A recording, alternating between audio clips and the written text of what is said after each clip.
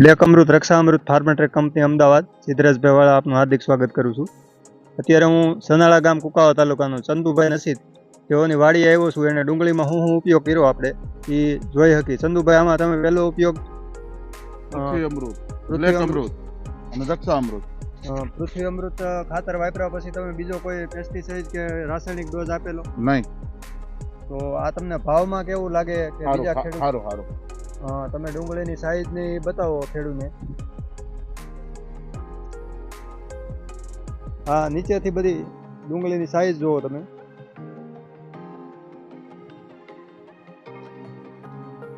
આ ડુંગળીની સાઈઝ જોઈ શકો છો તમે.